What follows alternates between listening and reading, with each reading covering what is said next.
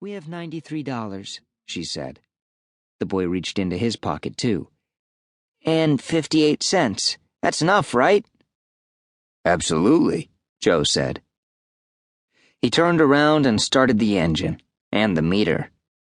Joe didn't like trouble, but he did like money. Every so often, Joe stole a peek at the kids in the rearview mirror. The girl was watching the rolling Northern California hills slide by. The boy was toying with a silver pendant he wore on a chain around his neck. It was shaped like a star. "Stop that," the girl said when she noticed what her brother was doing. "You might break it." "Break what? I still haven't even figured out what it is." "It's jewelry, that's all. A keepsake from Mom and Dad." "Since when have Mom and Dad been into keepsakes?" The girl shrugged. The boy started picking at the pendant again. "Anyway," he muttered, "I don't wear jewelry." The girl went back to staring out the window. After a moment, though, she pulled out an identical pendant hanging around her neck and began rubbing it absent-mindedly. About 20 yards behind her, Joe noticed, was a big black SUV that had been following them for miles.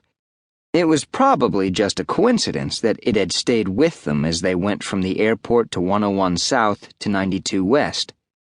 But then again, if trouble had to drive, wouldn't it drive a big black SUV?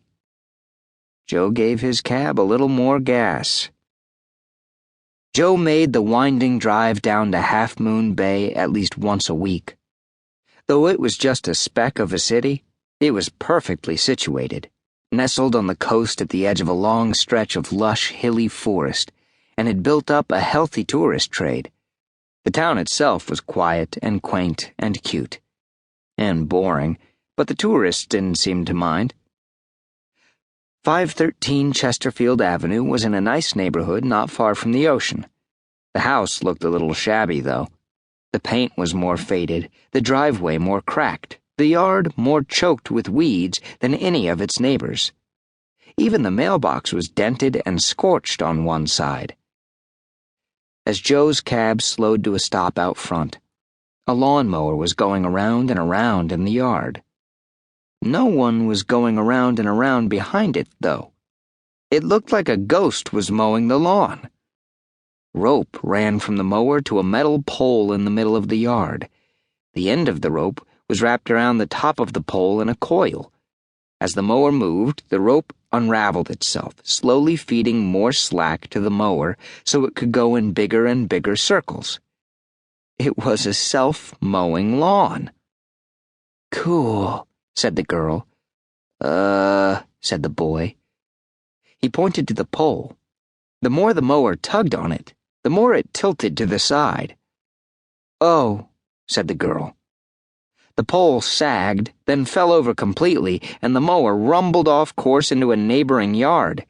It chewed through row after row of beautifully manicured flowers before rolling over a garden gnome, getting snagged and, with a screech and a pop and a puff of black smoke, bursting into flames. "Well," the girl said, "cool idea." $65, Joe said. The girl counted out the money.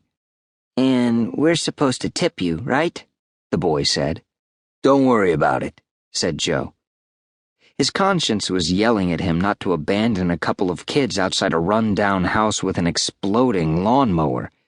He needed to leave quick, or he might actually listen. He glanced at the kids in his rearview mirror as he sped away. They were kneeling beside the fallen pole examining the rope.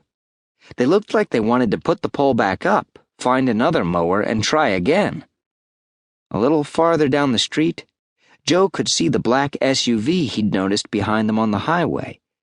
A shadowy figure sat behind the wheel. Whoever it was, he or she seemed to be watching the kids. Joe's gut had been right about those two. They were trouble. Weird trouble. As he drove away, fast, Joe made a promise to himself that he planned to keep the next time he was at the airport. From now on, middle-aged tourists only. Middle-aged tourists only.